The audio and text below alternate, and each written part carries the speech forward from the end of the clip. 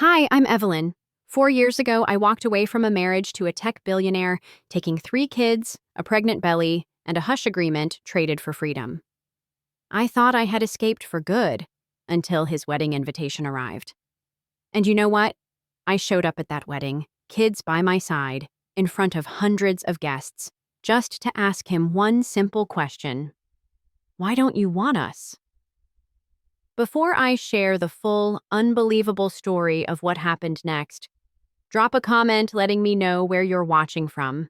Hit like and follow if you've ever gone all in for your family. Trust me, you'll want to hear what happened next.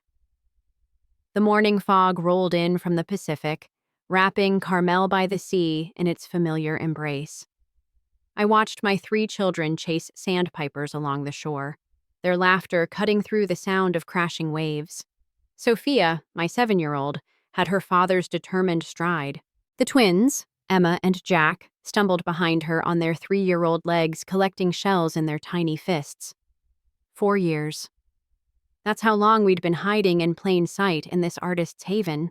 This town where eccentricity was currency and nobody asked too many questions about a single mother with paint-stained fingers and children who'd never met their father.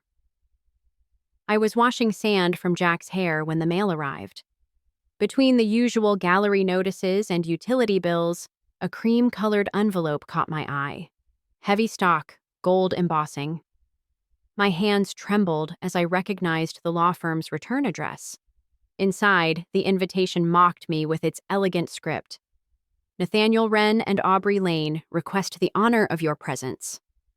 No personal note, no acknowledgement, just this formal announcement delivered through lawyers, as if I were a business transaction to be managed.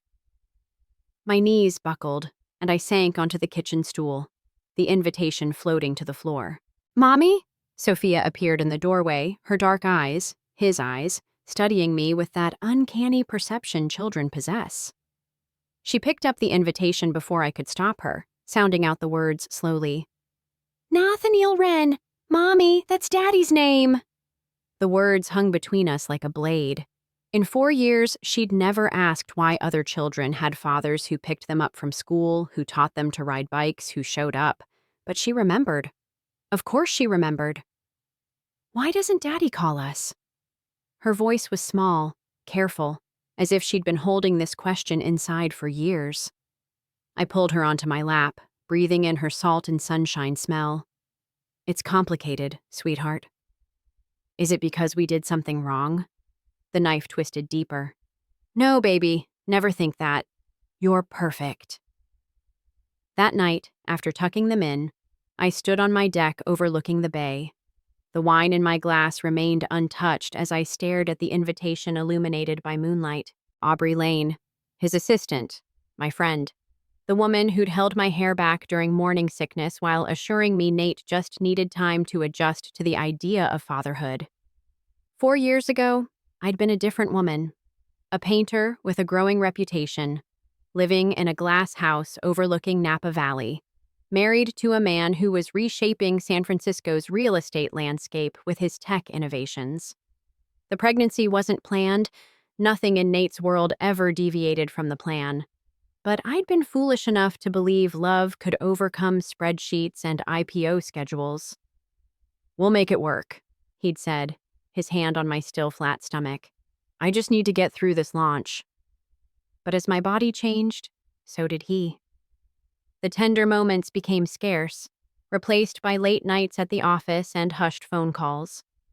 Aubrey became his shadow, handling his life with an efficiency I'd once admired.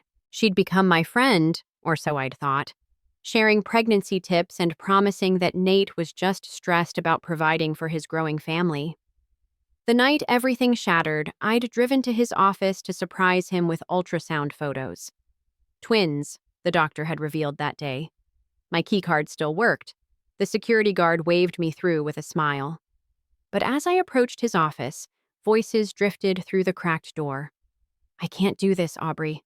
I'm not ready to be a father. The timing is catastrophic for the company." "You don't have to be ready." Her voice was soothing, intimate in a way that made my skin crawl. "Just get through the IPO. After that, there are Options. She won't agree to that. She will if you frame it right. Or a pause, the sound of movement. You could always claim the stress affected your judgment, that the marriage was failing before the pregnancy. I pressed my hand against my mouth, fighting nausea that had nothing to do with morning sickness. Through the door's crack, I saw them, her hand on his chest, his face buried in her neck. Not kissing, but intimate in a way that spoke of practiced comfort. I left the ultrasound photos on his assistant's desk and drove home in a daze. By morning, Nate had papers drawn up. 10% of his company in exchange for my signature on a non-disclosure agreement and a promise to handle things quietly. He never even asked about the ultrasound. I signed with shaking hands, packed what would fit in my old Subaru, and drove south until I hit the Pacific. Carmel chose me as much as I chose it, a place where artists could disappear into their work and single mothers were just another shade of California normal. Now, staring at his wedding invitation, I understood the final insult. He was marrying her. The woman who'd helped him plan my exit was taking my place, and he hadn't even had the courage to tell me himself. The email arrived 3 days before the wedding. No subject line, no signature, just a video file and 7 words. He doesn't deserve your silence anymore. My hands shook as I clicked play. Grainy security footage, but clear enough. Nate and Aubrey in his office, dated 2 months before I left. This time there was no ambiguity, their bodies intertwined on his leather couch, the same one where we'd celebrated his first $1 million deal. My phone rang before the video finished. "Did you watch it?" Harper's voice was tight with controlled fury. My baby sister, the tech genius who'd channeled her rebellious streak into ethical hacking. "How did you—" "I've been monitoring him since you left, building a file. Did you know he's been telling investors you abandoned him? That you had postpartum psychosis and he's the victim?" I closed my eyes. "Harper, we can't. The NDA, fuck the NDA, Evie. Your daughter asked me last week why her daddy doesn't love her. She asked me because she didn't want to hurt you by asking again." The words hit like physical blows. I'd tried so hard to shield them, to build a world where their father's absence was just a fact, like the sky being blue or water being wet. But children know. They always know. "He's building his entire brand on being a family man," Harper continued. "This wedding is a PR stunt. Tech mogul finds love again after tragic first marriage. Meanwhile, his actual children are growing up thinking they're not worthy of his love. What do you want me to do? Show up. Give him one chance to acknowledge his children publicly. If he refuses—" She paused. "Well, San Francisco Chronicle might be very interested in how the city's most eligible bachelor abandoned 3 kids." I thought of Sophia's face when she'd seen her father's name. The careful way the twins had started asking why they only had 1 grandparent when their preschool friends had 4. The weight of carrying this secret, this shame that wasn't mine to bear. I can't put them through that circus. You're not putting them through anything. He did that the moment he chose his IPO over his family. You're just giving them the truth they deserve. That night, I sat in my studio, surrounded by 4 years of paintings. Abstract pieces full of blues and grays, shot through with violent reds. My pain laid bare on canvas. They'd sold well. Collectors loved the raw, emotional honesty, never knowing they were buying pieces of my broken heart. The children deserved better than a mother who painted her pain and a father who pretended they didn't exist. They deserved the truth, even if it was messy and complicated and would hurt before it healed. I picked up my phone and texted Harper. "We'll be there." The rented minivan smelled like coffee and goldfish crackers as we wound our way up Highway 101. Harper drove while I sat in the back between the twins' car seats, Sophia beside me with her face pressed to the window. "Are we going to see Daddy?" She'd asked this question 12 times since we'd left Carmel. "We're going to San Francisco," I said carefully. "There's something Mommy needs to do." Harper caught my eye in the rearview mirror. She'd arrived at dawn, her beat-up Tesla loaded with laptop bags and equipment I didn't want to know about. Backup plans, she'd said when I asked, just in case he needs encouragement to do the right thing. The city skyline appeared through fog, and my chest tightened. 4 years since I'd seen these buildings, these streets where I'd once belonged. Nate's company logo blazed from a downtown high-rise. He'd done well without the burden of family. The wedding's at his Half Moon Bay estate, Harper said, navigating through traffic. 3 o'clock ceremony, live-streamed for maximum PR impact. How do you know all this? Aubrey's been very chatty on social media. Dream wedding for a dream life, apparently. Her knuckles whitened on the steering wheel. She's wearing your grandmother's necklace in the engagement photos. I'd left that necklace in our safety deposit box, too numb to fight for anything beyond my children's immediate needs. Seeing it around her neck in those photos felt like grave robbery.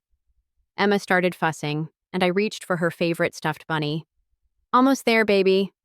Where's there? Sophia asked, too perceptive for 7. I'd practiced this moment, but the words still stuck. We're going to a wedding. Someone Mommy used to know. We stopped at a small hotel to change. I'd brought the only nice dress that still fit, a simple navy sheath that had survived countless art show openings. The children wore their Easter outfits, Sophia in yellow, the twins in matching blue. You look pretty, Mommy, Jack said, patting my cheek with sticky fingers. Harper emerged from the bathroom transformed, her usual punk aesthetic replaced by a sleek dress and professional camera. For documentation, she said at my raised eyebrow. Pure documentation. The Half Moon Bay estate sprawled across manicured cliffs, white tents dotting the lawn like expensive mushrooms. Valets scurried between Teslas and Maseratis, while security guards checked lists on iPads. We're not on any list, I said as we approached. We won't need to be. Harper held up her press badge. San Francisco Arts Quarterly, here to cover the society wedding of the year. The guard barely glanced at it, waving us through. Money made people careless, assuming threats came from outside rather than from the past they'd tried to bury. I held the twins' hands as we walked toward the sound of string music and laughter. Sophia walked ahead, her yellow dress bright against the green lawn. My heart hammered as I recognized faces. Investors who'd dined at our table, society wives who'd claimed to be friends, all here to celebrate Nate's fresh start. Through the crowd, I saw him. Tailored suit, perfect smile, greeting guests with the charm that had once made me believe in forever. He looked exactly the same, as if the past 4 years had been mine alone to carry. Aubrey appeared beside him in white lace, my grandmother's pearls at her throat, and I had to turn away before the rage made me do something I'd regret. You okay? Harper touched my arm.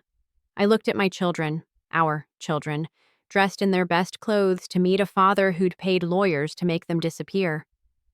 Ask me after. The ceremony began with practiced perfection. White roses lined the aisle, the Pacific gleamed backdrop blue, and hundreds of San Francisco's elite filled the seats. I kept us at the back, the twins on my lap, Sophia pressed against my side. Ladies and gentlemen, the officiant began, we gather today to celebrate love's triumph over adversity. I bit my tongue hard enough to taste blood. Triumph. Adversity. As if Nate were some romantic hero rather than a man who'd traded his children for stock options. Aubrey floated down the aisle, radiant in couture that cost more than I'd made last year. The crowd murmured appreciation while photographers captured every angle. This was performance art, designed for Instagram and society pages. They'd reached the vows when Emma squirmed free from my lap. Emmy, no, I whispered, but she was already toddling toward the aisle, Jack following his twin's lead as always. I lurched after them, but Sophia was faster. She caught Jack's hand, then Emma's, leading them back with the confidence of a child who'd grown up too soon. But as they turned, Sophia froze. She was staring at Nate, recognition dawning on her small face. I saw the moment he noticed her, the slight widening of his eyes, the way his perfect smile flickered. Daddy? The word carried across the silent crowd. The live stream cameras swiveled toward us. Phones appeared in hands like weapons. The officiant fumbled to a stop. "Daddy!" Sophia broke free, running down the aisle with the twins stumbling behind. "Daddy, it's me! It's Sophia!" 300 guests turned to stare. Aubrey's face went white beneath her veil. But I watched only Nate as his children ran toward him, arms outstretched, voices calling the name I'd taught them even when it burned my throat. He took a step back. That single movement broke something in me. I was moving before I realized it. Not running, just walking steadily down that aisle lined with roses and lies. "I'm sorry," Sophia was saying, her voice carrying clearly through the wireless mics. "I'm sorry if we were bad. We'll be good now, Daddy. Please don't go away again." The crowd had become a living thing, recording everything. I heard Harper somewhere behind me, her voice carrying, "That's Nathaniel Wren's daughter, his actual daughter, from his first marriage." I reached my children as Sophia grabbed Nate's leg, the twins copying her. He stood frozen, looking at me with something between panic and rage. "Evelyn." My name was poison in his mouth. "Nathaniel." I kept my voice steady, calm. "Your children are talking to you." Aubrey made a sound. Not quite gasp, not quite sob. "You brought them here? To our wedding?" "My daughter saw her father's name in the news." I met her gaze steadily. "She's been asking for 4 years why Daddy doesn't call. I thought maybe today, surrounded by love and new beginnings, he might remember he already has a family." "This is a violation of our agreement," Nate hissed, trying to peel Sophia's arms from his leg without seeming cruel. The cameras caught every movement. "Daddy, why don't you want us?" Sophia's voice broke, and with it, any composure the scene maintained. The question hung in the air like an accusation.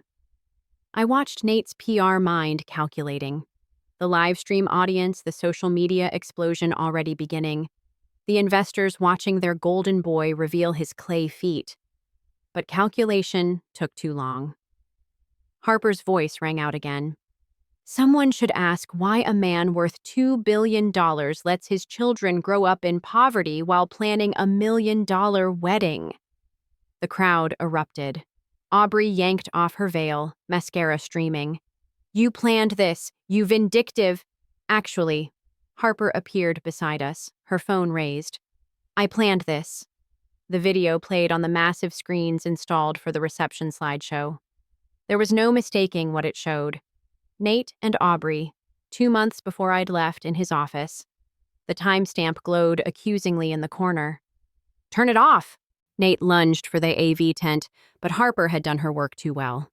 The video streamed simultaneously to every phone in the crowd, a viral bomb detonating in real time. That's fake," Aubrey stammered, but her face told the truth. "Everything's fake here," I said quietly. "The only real things are these children you both decided were too inconvenient to acknowledge." Sophia still clung to Nate's leg, but her grip had loosened. She looked up at him with those eyes, his eyes, full of a child's devastating clarity. "You didn't want us." It wasn't a question anymore. The twins, sensing the shift in energy, pressed against me. I lifted them, one on each hip, their weight grounding me in truth. "Mr. Wren!" A reporter pushed through the chaos. When had press arrived? "Is it true you paid your ex-wife to disappear with your children? Did you know about the affair?" Another voice called. "Was the NDA to hide adultery or abandonment?" Nate's perfect facade cracked. "Facade. This is a private family matter, which you made public," Harper interrupted. "When you built your brand on being a reformed family man while hiding 3 children like dirty secrets." Aubrey fled, her designer heels abandoned on the grass as she ran toward the parking lot. The officiant had vanished. Guests either filmed or fled, the wedding decomposing into social media fodder. "Sophia, sweetheart." I knelt beside my daughter. "Let go now." She looked between us, her father frozen in scandal, her mother offering escape. Her small hands released his leg. I wanted you to love me, she told him, her 7-year-old dignity more damning than any accusation. But Mommy says I don't need anyone to tell me I'm valuable. She took my hand and we turned to leave. Evelyn, wait, Nate's voice cracked. We can work something out. Privately. I'll have my lawyers. No more lawyers. I faced him one last time. No more agreements. No more silence. Your children exist, Nathaniel. They're brilliant and kind and brave, and they deserved better than a father who saw them as a PR problem to be managed. Harper flanked us as we walked back up that aisle, through the ruins of his carefully constructed image. Phones tracked our movement, but I didn't care anymore. The weight I'd carried for 4 years, the shame, the silence, the questions I couldn't answer, lifted with each step. Behind us, Nate's world imploded in real time. Wedding crash. Dad began trending before we reached the parking lot. His company's stock price would plummet by morning. Investors would ask hard questions about a man who could abandon his children so coldly. But I didn't look back. I had 3 children to get home, away from this circus I'd never wanted them to see. In the van, Sophia asked quietly, "Did I do good, Mommy?" I pulled her close, breathing through the tears. "You were perfect, baby. You've always been perfect." Then why? Because sometimes people are broken in ways that have nothing to do with us, and that's not our fault or our responsibility to fix. Harper drove us away from Half Moon Bay as the sun set, the Pacific swallowing another day. The twins fell asleep quickly, exhausted by confusion. But Sophia stayed awake, processing in that careful way of hers. "I don't think I want a daddy anymore," she said finally. My heart broke and mended in the same moment. "You have a family, sweetheart. You have me, Aunt Harper, your siblings. You have everyone who truly loves you." That's enough. That's everything. The motel room in Monterey felt like a bunker, Harper manning her laptop while I bathed sand from the twins' hair. We'd stopped at a beach to let them run off the chaos, to remember what normal felt like. "Evie, you need to see this." Harper turned her screen toward me. The internet had exploded. Wedding Crash Dad competed with Hatch Abandoned Heirs for trending status. News outlets ran with Tech Billionaire's Secret Family Crashes Society Wedding. Someone had already made a TikTok remix of Sophia asking, "Why don't you want us?" set to heartbreak music. "Turn it off." I focused on Emma's tangled curls. "I don't want to see." His company lost 30% value in after-hours trading. Harper couldn't hide her satisfaction. 3 major investors pulled out. Aubrey released a statement saying she was blindsided by deception. She knew. The words came out flat. She knew about the pregnancy, the children. She helped him plan my exit. My phone buzzed constantly. Unknown numbers, reporters, old friends suddenly concerned about my well-being. I turned it off and tucked the twins into bed, their faces peaceful in sleep. Sophia sat by the window, drawing in her sketchpad. She'd inherited my need to process through art, though her lines were steadier than mine had ever been. "What are you drawing?" She showed me, our family on the beach, 4 figures holding hands. No 5th person waiting in the wings or shadows. Just us. Complete. "Can we go home tomorrow?" she asked. "Yes, baby. First thing." Harper closed her laptop. Nate's lawyer called 6 times. Also, someone from Aubrey's camp wanting to coordinate stories. There's no story to coordinate. It's done. But I knew better. Men like Nate didn't accept public humiliation. There would be legal threats, custody claims, attempts to control the narrative. The silence I'd maintained for 4 years was broken, and he'd try to punish me for it. "Let him come." Harper read my thoughts. "I've got 4 years of documentation. Every missed birthday, every ignored milestone, every legal filing to keep them at distance. He can't rewrite history." That night, sharing a bed with all 3 children like we did during thunderstorms, I lay awake planning. The paintings in my studio would sell. Scandal always increased art value. I'd saved most of the hush money, untouched in an account for the children's future. We could weather whatever storm came next. Emma murmured in her sleep, burrowing closer. Jack's hand found mine, tiny fingers wrapping around my thumb. Sophia's breathing deepened, her sketch pad sliding to the floor. This was what mattered. Not the money or the reputation or the perfect life in glass houses. Just these three souls who trusted me to keep them safe, to tell them the truth, to teach them their worth didn't depend on anyone's validation. My phone, switched back on briefly to check for emergencies, showed one message from an unknown number. I'm sorry. N, 2 words.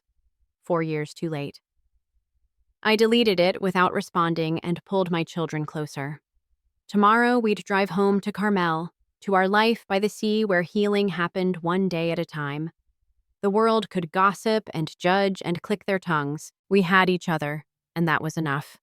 It had always been enough.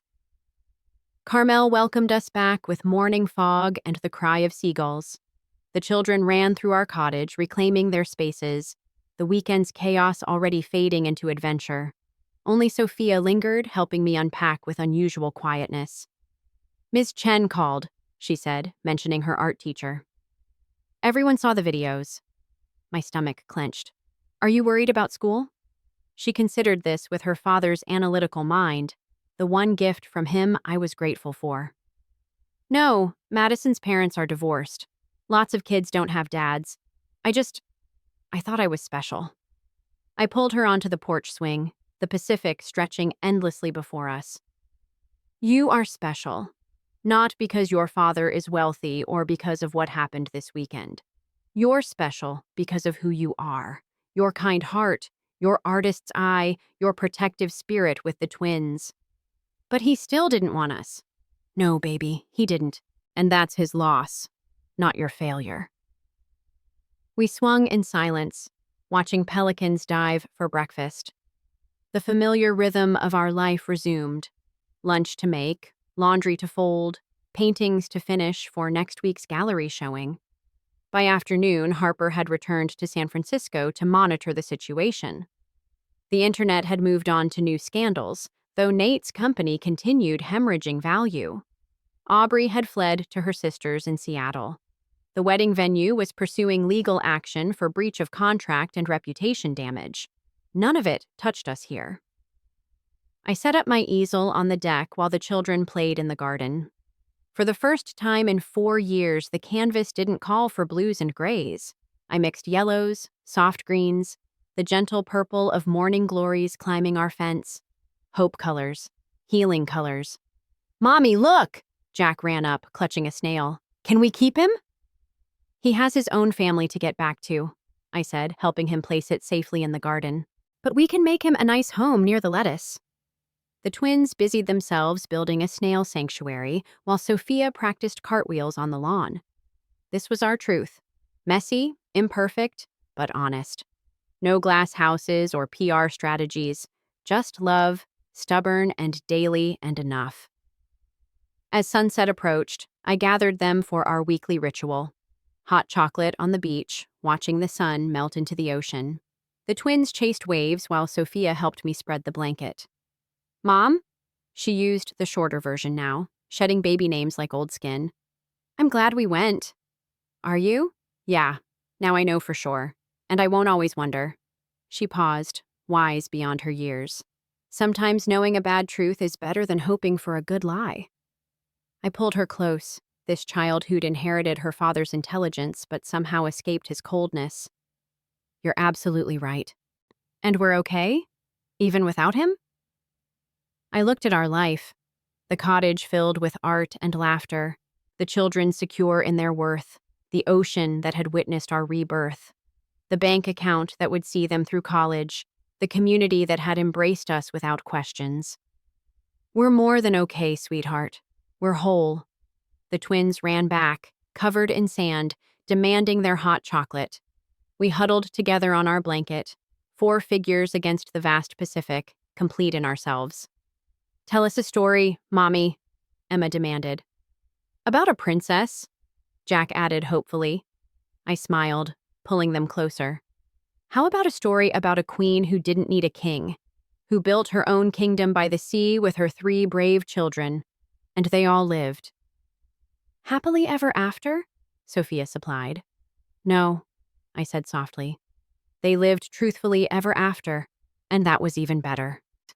The sun disappeared, but we stayed, wrapped in blankets and each other, until the stars came out to witness our small, perfect kingdom by the sea.